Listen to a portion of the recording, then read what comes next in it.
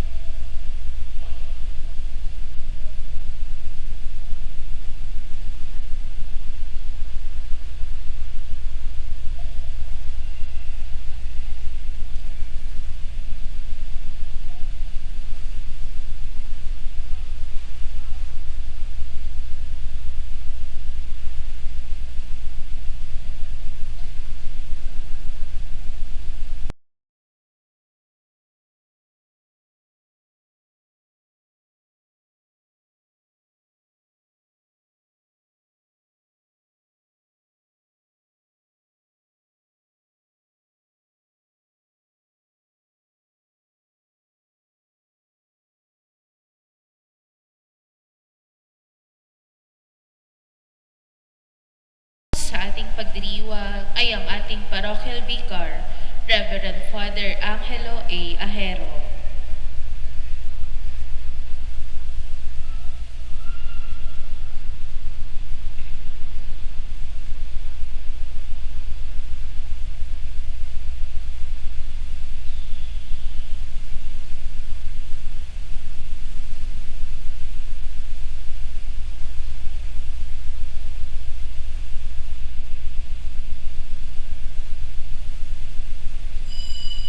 Magsitayo tayo at sumabay sa pambungad na awit.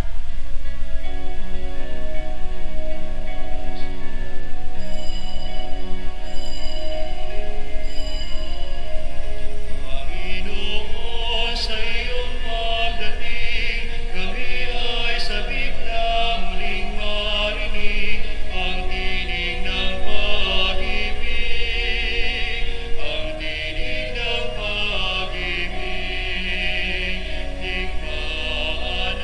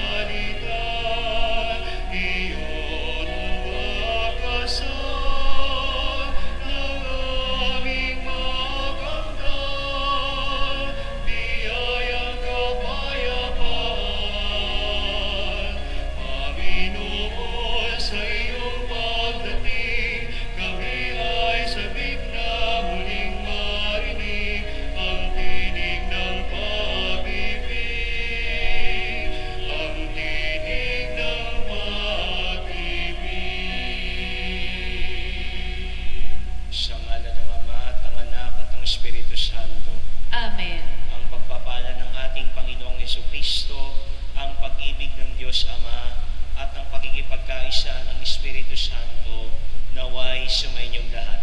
At sumaiyo rin. Mga kapatid, tayo ay nasa ikatlong araw ng simbang gabi. Hinirang si Jose bilang ama ni Jesus dito sa mundo sa pamamagitan ng pagpapahayag ng anghel sa panaginip. Siya ang magiging tagapangalaga ng banal na mag-anak. Matapos niyang tanggapin ang mensahe mula sa anghel, tinupad ni Jose ang kalooban ng Diyos. Nakalingain si Maria at ang dakilang sanggol. Ating hangaan ang pagiging bukas at masunurin ni Jose. Manalangin tayong matulad sa Kanya upang ating ding matupad ang kalooban ng Diyos sa ating mga buhay. Mga kapatid, aminin natin ang ating mga kasalanan upang tayo maging marapat gumanap sa banal na pagdiriwang. Sinugong tagapagpagaling sa mga nagsisisi, Panginoon, kaawaan mo kami. Panginoon, kaawaan mo kami. Dumating na tagapag-anyayang mga makasalanay magsisi, Kristo, kaawaan mo kami. Kristo, kaawaan mo kami. Nakaluklok ka sa kanan ng Diyos Ama para ipamagitan kami. Panginoon, kaawaan mo kami. Panginoon, kaawaan mo kami. Kaawaan tayo ng makapangyarihang Diyos, patawarin tayo sa ating mga kasalanan, patnubayan tayo sa buhay na walang hanggan. Amen.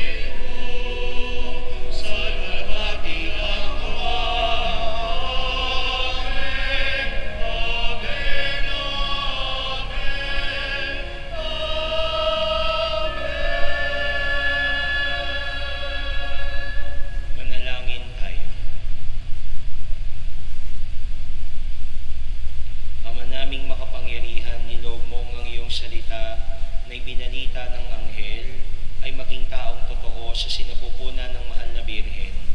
Pagkaloob mong kaming sumasampalatayang siya'y ina ng Diyos, ay matulungan niyang dumalangin sa iyo sa pamamagitan ni Jesucristo kasama ng Espiritu Santo magpasawalang hanggan. Amen. Magsiupo tayo.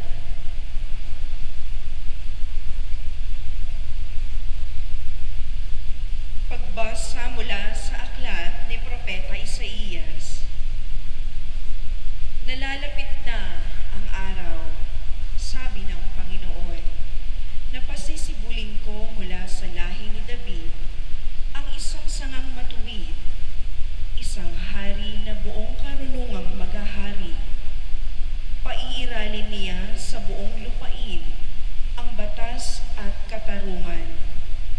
Magiging matiwasay ang Huda sa panahon ng kanyang pamamahala at ang Israel ay mapayapang mamumuhay. Ito ang pangalang itatawag sa kanya. Ang Panginoon ay matuwid.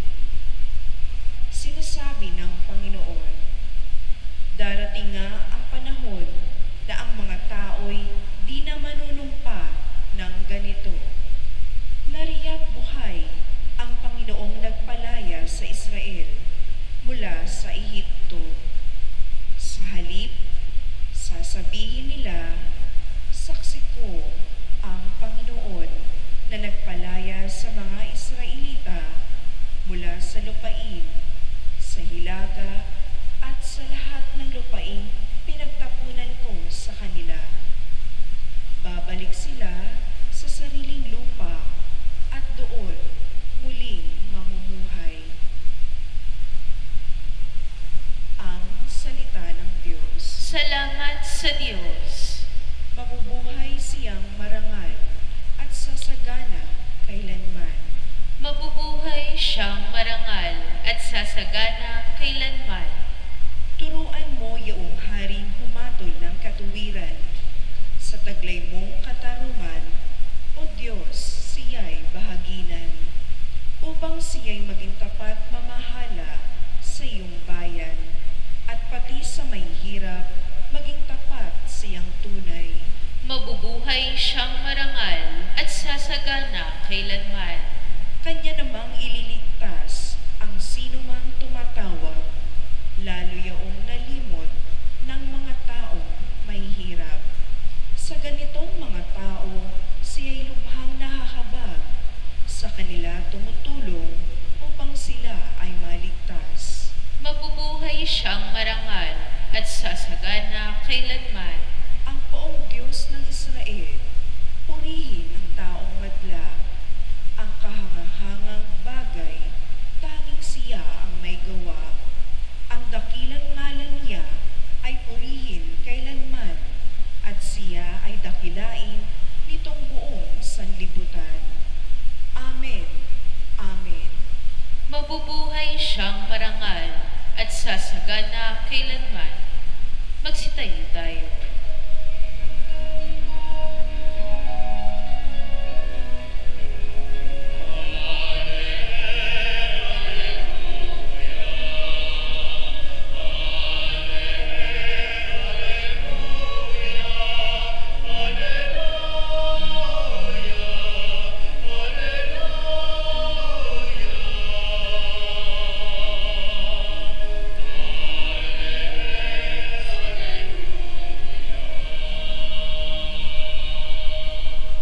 Namumuno ng Israel, nagbigay utos sa amin, halina't kami sa gipit.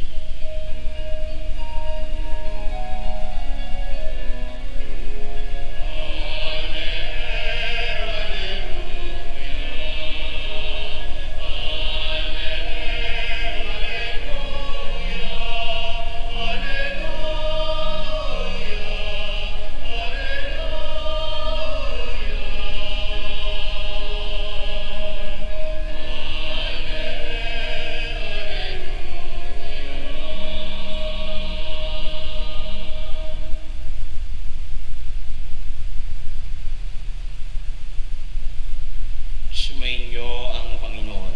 At sumayo rin, Ang mabuting balita ng Panginoon ayon kay San Mateo. papuri sa iyo, Panginoon.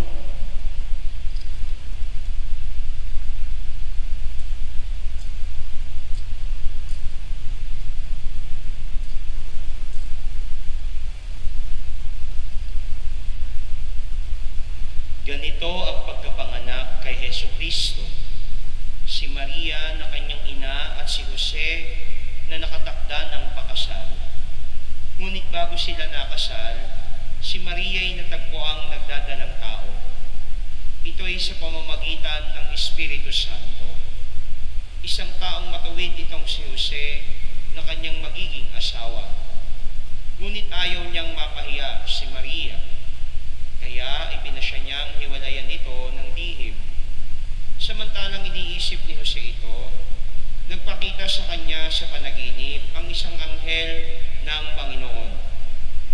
Sabi nito sa kanya, Jose, anak ni David, huwag kang matakot na tuluyang pakasalan si Maria, sapagkat siya'y naglihi sa pamamagitan ng Espiritu Santo. Manganganak siyang isang lalaki at ito'y pangangalanan mong Jesus, sapagkat siya ang magliligtas sa kanyang bayan sa kanilang mga kasalanan. Nangyari ang lahat ng ito upang upang matupad ang sinabi ng Panginoon sa pamamagitan ng propeta. Maglilihi ang isang dalagang manganganak ng isang lalaki at tatawagin itong Emmanuel. Ang kahulugay, kasama natin ang Diyos. Nang magising si Jose, sinunod niya ang utos ng anghel ng Panginoon. Pinakasalan niya si Maria, ngunit hindi ginalaw ni Jose si Maria hanggang sa maipanganak nito ang isang sanggol na lalaki na pinangalanan niyang Jesus. Ang mabuting balita ng Panginoon. Pinupuri ka namin, Panginoong Jesucristo. Magsiupo tayo. Mga kapatid kay Kristo, magandang umaga po sa inyong lahat. Magandang umaga din po, Father. Ngayon ay nasa ikatlong araw na tayo ng ating simbang gabi. Papurihan natin ang ating Panginoong Jesus. Magbigay po tayo ng 3 bagsak dahil 3 araw na. Gisingin nyo na rin yung katabi nyo, baka makatulog dahil malamig. Kamakailan lamang po ay may isang pari na tumanggap ng Ramon Magsaysay Award.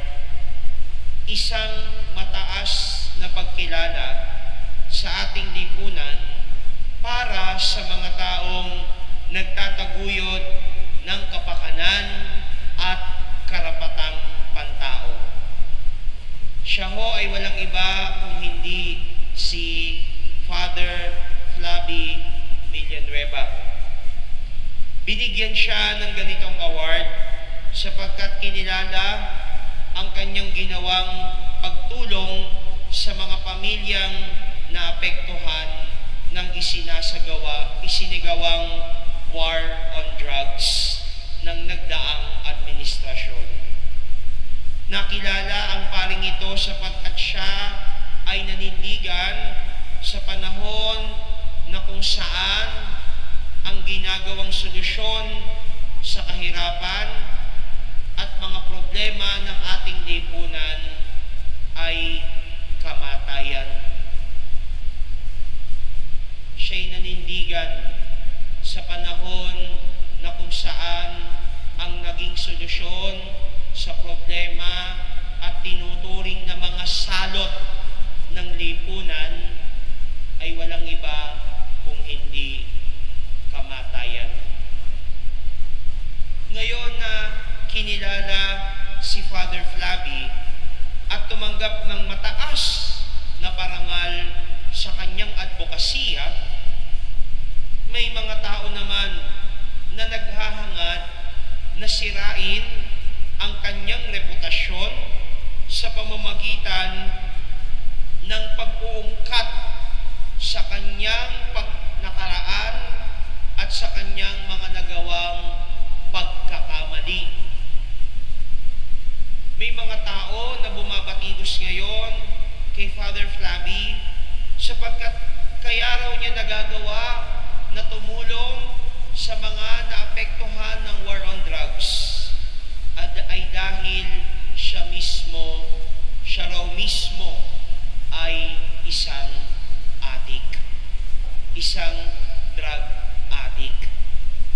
At dahil dito, nagsimula na ang iba't ibang mga paratang hindi lamang sa katauhan ni Father Flavi, kahit pati mismo sa simbahan,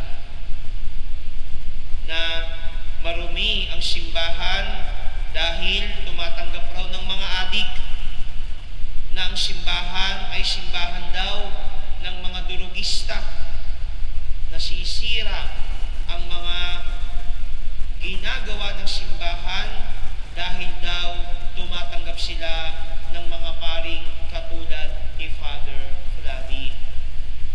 Alam niyo ho, yung mga bagay na tinutukoy ko, sumilip lang kayo sa social media at makikita nyo ang mga iba't ibang pagpaparatang at akusasyon na ginagawa kay Father Flavi at kahit na rin sa ating simbahan. Ngunit mga kapatid, hindi naman ho tinago ni Father Flavi ang kanyang kahinaan. Minsan din siyang nalulong sa masamang bisyo, sa pinagbabawal na gamot. Yun ang sinasabi niya at pinapahayag niya sa kanyang buhay. Ngunit dahil may mga taong sumuporta at naniwala sa kanya, siya ay nakapagbagong buhay. Yung dati niyang pagkakamali at pagkakasala ay binago niya at ginamit niya upang makapaglingkod din sa kapwa at sa ating Panginoon. Kaya nga naitatag niya ang Arnold Johnson Center sa may Tayuman upang kalingain yung mga taong tinuturing na salot sa lipunan, yung mga taong napag-iwanan na ng ating pamayanan sapagkat alam niya ang karanasan at ang paghihirap ng isang taong nalulong sa masamang bisyo. Lalo't higit ang pamilya ng isang taong nalulong sa ganitong bisyo. Kaya mga kapatid, ngayong 3 araw ng simbang gabi, hindi tayo nalalayo sa karanasan ng paring ito. Dahil sa ating mga buhay, may dala-dala rin tayong mga kasalanan at pagkakamali sa ating nakaraan. We go in this church, we attend this simbang gabi within ourselves, keeping within ourselves our past, our sinfulness, our mistakes that we keep on hiding and running away. Lahat tayo may nakaraan, lahat tayo may pagkakasala, lahat tayo may pagkakamali. Magaling lamang tayo magtago. Marahil yung iba sa atin minumulto ng kanilang mga maling desisyon, mga kahinaan at mga pagkakasala, na para bang wala tayong kakayahang maging mabuti sapagkat tayo ay may bahid ng kamalian. Na kahit anong gawin nating tama, ay huhusgahan pa rin tayo dahil sa pagkakamaling nagawa natin sa nakaraan. Mga kapatid, ang mundong kinagagalawan natin ay lagi tayong huhusgahan ayon sa ating pagkakamali, ayon sa ating nakaraan. Ngunit bilang mga Kristiyano, paalala sa atin ngayong araw na hindi tayo hinuhusgahan ng Diyos sa ating pagkakamali. God will never judge us according to our mistakes, according to our sinfulness. Because God, right now, is looking at us with His love and compassion. Ngayon, sa pagdalo natin sa simbang gabing ito, sa bawat yugto ng ating mga buhay, pinagmamasdan ka ng Diyos ng may pagmamahal at pag-asa. Sa ating ebanghelyo, narinig natin kung paanong ang isang pagkakamali o maling akala ay maaaring maging isang pagkakataon upang matuklasan ang kalooban ng Diyos. Kung naging makasarili lamang si Jose. Siguro sinukuan niya si Maria. Sinukuan niya rin ang batang Jesus. Ngunit si Jose ay isang matuwid na tao. Alam niyang ang isang pagkakamali ay hindi dahilan upang sumuko sa buhay. Kaya naman siya'y kinalugdan ng Diyos at nabuksan ang kanyang kalooban upang ipagpatuloy ang plano ng Diyos para sa sanlibutan. Si Father Flavi, sa kabila ng kanyang kahinaan at pagkakasala, ay isang tao na pinili ang hindi magpadaig o magpadikta sa kanyang nakaraan, sapagkat alam niyang may Diyos na hindi rin nagpadaig sa kahinaan ng tao, na may Diyos na patuloy na naniniwala sa kabutihan ng tao. May Diyos na naniniwala sa bawat isa sa atin na kaya nating piliin ang maging mabuti. Ang Diyos naniniwala sa bawat isa sa atin na kaya nating piliin ang maging mabuti. Anuman ang ating nakaraan, anuman ang ating pagkakasala at pagkakamali. Kaya mga kapatid, sa darating na Kapaskuhan, turuan sana natin ang ating mga puso. Turuan natin na huwag mabuhay sa nakaraan at pagkakasala. Huwag nating hayaang magdikta ng ating mga buhay ang nagawa nating pagkakamali at pagkakasala sa nakaraan. Turuan natin ang ating mga sarili na piliin ang kabutihan dahil may Diyos na hindi sumuko at naniwala na kaya natin itong piliin. Sapagkat ang lumikha sa atin ay hindi ang sanlibutan. Maraming sasabihin sa atin ang sanlibutan. Huhusgahan tayo ng mundong ito. Ngunit tatandaan natin, hindi ang mundo, ang sanlibutan, ang lumikha sa atin.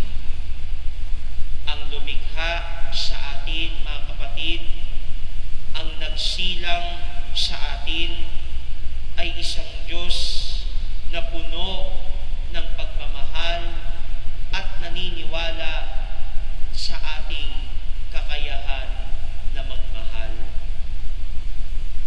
Kaya mga kapatid, ngayong simbang gabing ito, paalala sa ating lahat, pinagmamasdan ka ng Diyos ng may pag-asa at pagmamahal. Pinagmamasdan ka ng Diyos ng may pag-asa at pagmamahal. Panghawakan natin ito upang piliin na maging mabuti. Piliin natin ang tao na inaasahan sa atin ng Diyos.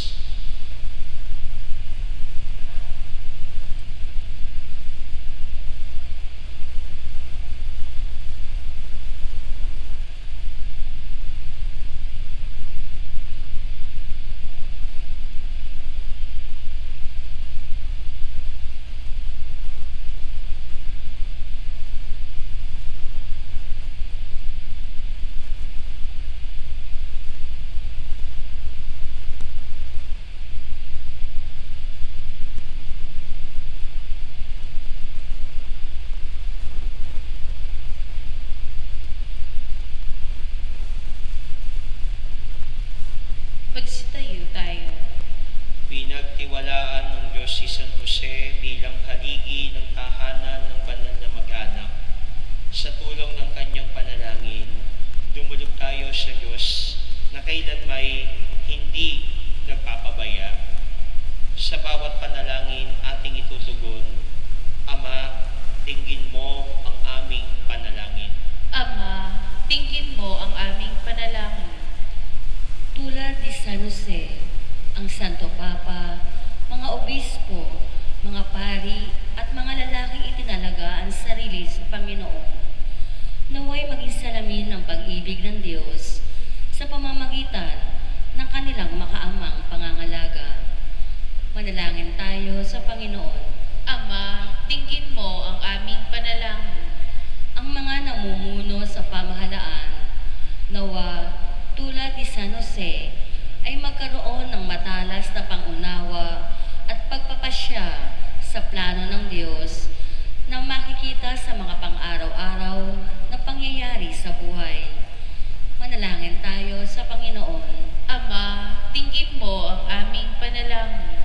Ang mga ama naway magpadama ng natatanging pagmamahal at pag-alala sa kanilang pamilya sa pamamagitan ng kanilang pagsisikap at huwarang pamumuhay. Manalangin tayo sa Panginoon. Ama, tingin mo ang aming panalangin. Ang mga nagdaranas ng mabibigat na pagsubok sa kanilang buhay, na pansarili at pampamilya, naway magkaroon ng pag-asa at pananampalatayang tulad ng kay San Jose. Manalangin tayo sa Panginoon. Ama, tingin mo ang aming panalangin. Sa pamamagitan ni San Jose, ang mga nasa bingit ng kamatayan, naway makatagpo ng ginhawa sa mga huling oras ng kanilang buhay. Manalangin tayo sa Panginoon. Ama, tingin mo ang aming panalangin. Sa katahimikan ay panalangin natin ang mga ating pansariling kahilingan at kahilingan ng mga nagpamisa.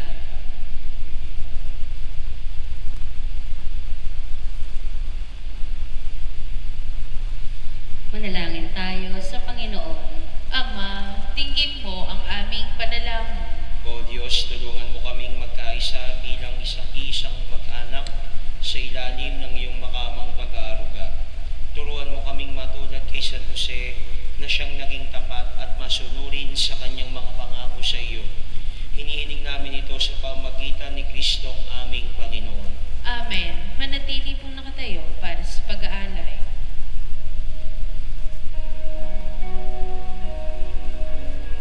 alay namin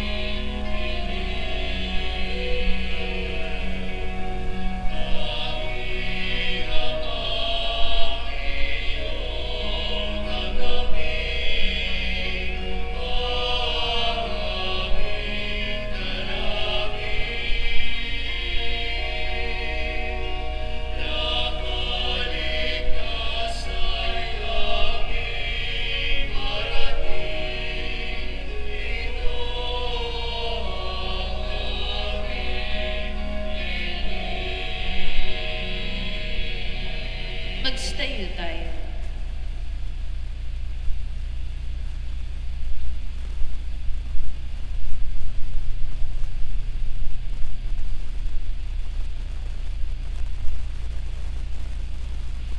Manalangin kayo mga kapatid upang ang paghahain natin ay kalugdan ng Diyos amang makapangyarihan. Tanggapin nawa ng Panginoon itong paghahain sa iyong mga kamay, sa kapurihan niya at karangalan, sa ating kapakinabangan at sa buong sambayanan niyang banal. Ama naming namikha ang mga alay naming nakahain sa iyong dambana ay pabanalin nawa ng paglukob ng banal na Espiritu na pumuspo sa sinapupunan ng mahal na Birheng Maria upang magdalang tao at magsilang sa iyong anak na siyang namamagitan magpasawalang hanggan. Amen. Sumainyo ang Panginoon. At sumayo rin. Itaas sa Diyos ang inyong puso at diwa. Itinaas na namin sa Panginoon. Pasalamatan natin ang Panginoong ating Diyos. Marapat na siya pasalamatan. Ama naming makapangyarihan, tunay ng marapat na ikaw ay aming pasalamatan. Bukod mong pinagpalang maging ina ni Yesu Kristo, ang mahal na Birheng nagpupuri at nagagalak sa iyo. Ikaw ang gumawa ng tanang dakilang bagay, ikaw ang lumilingap sa lahat kailanman. Nilingap mo ang mahal na Birhen bilang iyong abang alipin na iyong binigyan ng tungkuling kumalinga sa anak mong manunubos namin. Kaya kaysa ng mga anghel na nagsisiawit ng papuri sa iyo nang walang humpay sa kalangitan, kami nagbubunyi sa iyong kadakilaan. Santo, Santo, Santo, Panginoong Diyos naghapo, napupuno ang langit at lupa, kadakilaan mo. Hosana sa kaitaasan, pinagpala ang naparirito sa ngalan ng Panginoon mo. Hosana sa kaitaasan. Magsilod tayo. Ama naming banal, ikaw ang bukal ng tanang kabanalan, kaya't sa pamagitan ng iyong Espiritu, gawin mong banal ang mga kaloob na ito, upang para sa aming maging katawan at dugo ng aming Panginoong Heso Kristo. Bago niya pinagtiis ang pusang loob na maging handog, hinawakan niya ang tinapay, pinasalamatan kanya, pinaghati-hati niya iyon, iniabot sa kanyang mga alagad at sinabi, "Tanggapin ninyo lahat ito at kanin. Ito ang aking katawan na ihahandog para sa inyo."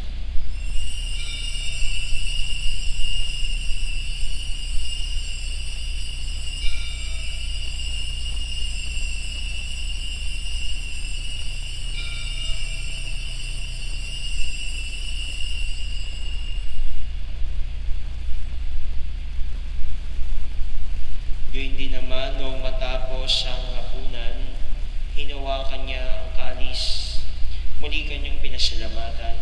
Iniabot niya ang kalis sa kanyang mga alagad at sinabi, "Tanggapin ninyo lahat ito at inumin. Ito ang kalis ng aking dugo, ng bago at walang hanggang tipan. Ang aking dugo na ibubuhos para sa inyo at para sa lahat, sa ikapagpapatawad ng mga kasalanan. Gawin ninyo ito sa pag-alala sa akin."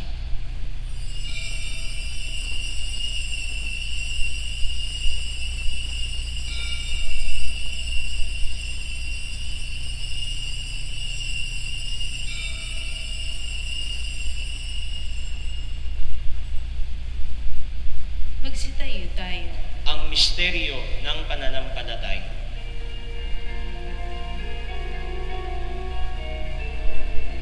Si Kristo'y namatay, si Kristo'y nabuhay,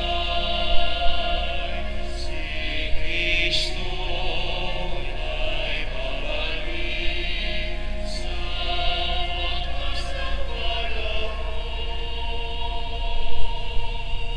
Ama, ginagawa namin ngayon ang pag-alala sa pagkamatay at muling pagkabuhay ng iyong anak. Kaya iniaalay namin sa iyo ang tinapay na nagbibigay buhay at ang kalis na nagkakaloob ng kaligtasan. Kami nagpapasalamat dahil kami yung minarapat at tumayo sa harap mo para maglingkod sa iyo. Sinasamo namin kaming magsasalo-salo sa katawan at dugo ni Kristo na mabuklod sa pagkakaisa sa pamamagitan ng Espiritu Santo. Ama, lingapin mo ang iyong simbahang laganap sa buong daigdig. Puspusin mo kami sa pag-ibig kay San Leon na aming Papa at ni Pablo Virgilio na aming Obispo at ang Tanang Kaparian. Alalahanin mo rin ang mga kapatid naming nahimlay nang may pag-asang sila'y muling mabubuhay, gayon din ang lahat ng mga pumanaw. Kaawaan mo sila at patuloyin sa iyong kaliwanagan. Kaawaan mo at paging tapatin kaming lahat na makasalo sa iyong buhay na walang wakas. Kaysa ng mahal na Birheng Maria, Ina ng Diyos, ni San Jose na kanyang kabiyak ng puso, kaysa ng mga apostol, San Bartolome na aming patron, at ng lahat ng mga banal na namuhay dito sa daigdig ng kalugod-lugod sa iyo, may pagdiwang nawa namin ng pagpupuri sa ikararangal mo sa pamamagitan ng iyong anak na aming Panginoong Hesukristo. Sa pamamagitan ni Kristo, kasama niya at sa Kanya, ang lahat ng parangal at papuri ay sa iyo, Diyos amang makapangyarihan kasama ng Espiritu Santo, magpasa walang hanggan.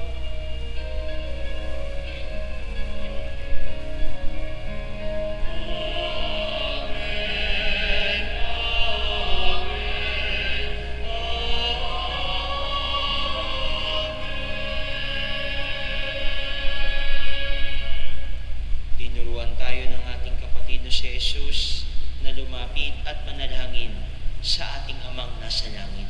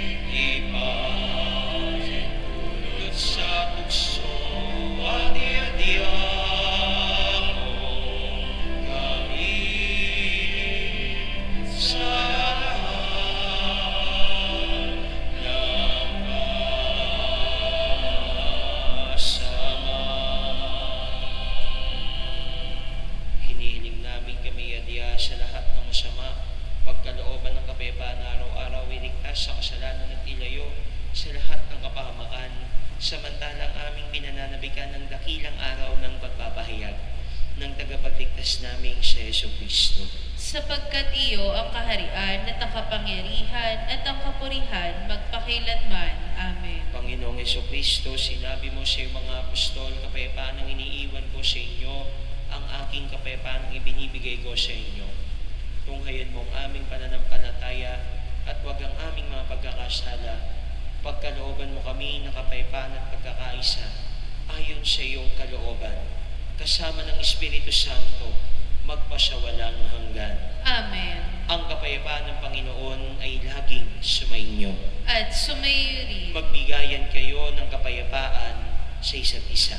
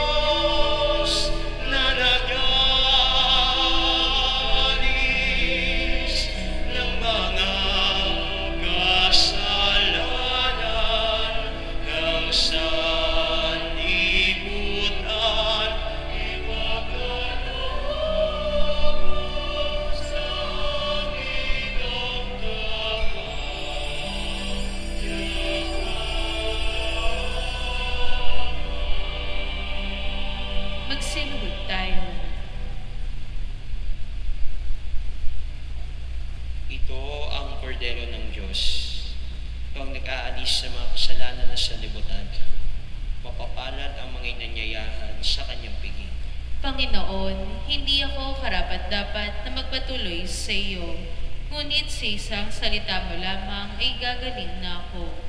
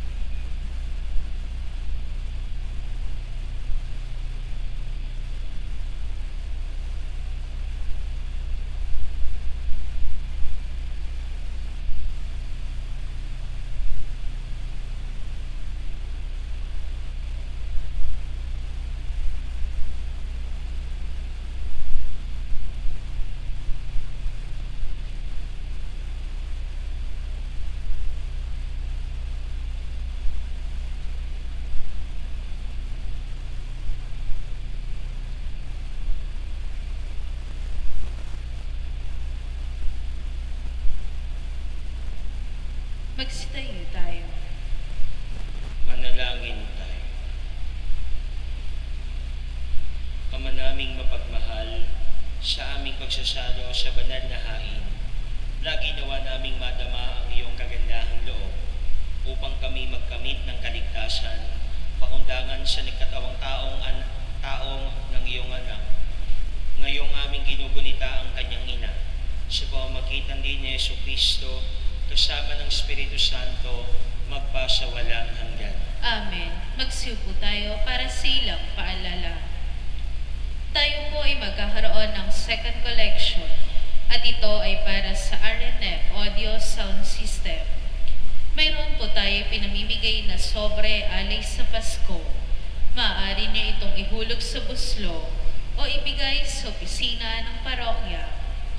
Mayroon po tayong parol para kay San Bartolome na may temang Jesus, liwanag na nagbibigay buhay, pag-asa ng mundo. Sa mga nagnanais mag-sponsor ng parol, makipag-ugnayan lamang sa parish office o sa labas ng simbahan. Ang Ministry on Youth Affairs ng San Bartolome Parish ay magkakaroon ng ika-30 Paskong Paslit sa darating na December 22, 2025 na may temang 3 dekadang pagbibigayan, kwento ng pag-ibig sa bawat kabataan.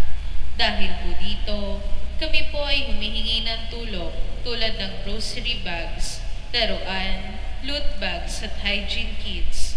Para sa inyong mga tulong donasyon, maaari po kayong pumunta sa may booth sa may harap ng pintuan ng simbahan. Maraming salamat po sa mga naghandog ng alay ngayong ikatlong araw ng simbang gabi.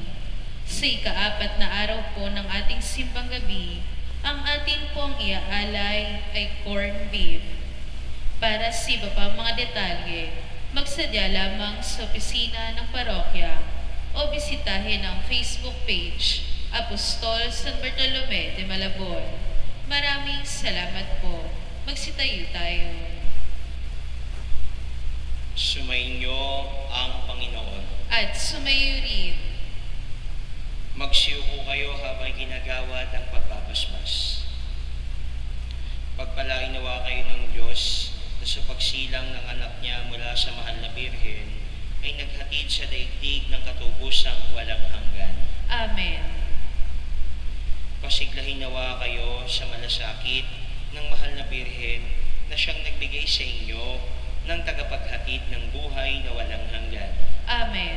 Puspusin nawa ng kagalakan ng Espiritu Santo ang mga nagdiriwang sa pagpaparangal sa mahal na Birheng Maria upang sa ganitong diwa kayo ay sumapit sa kalangitan na siyang tahanan ng tanan magpa sa walang hanggan. Amen. At pagpalain kayo ng mapagmahal at maaway nating Diyos, Ama, Anak at Espiritu Santo. Amen. Naialay na ang misa, pumayo kayong mapayapa.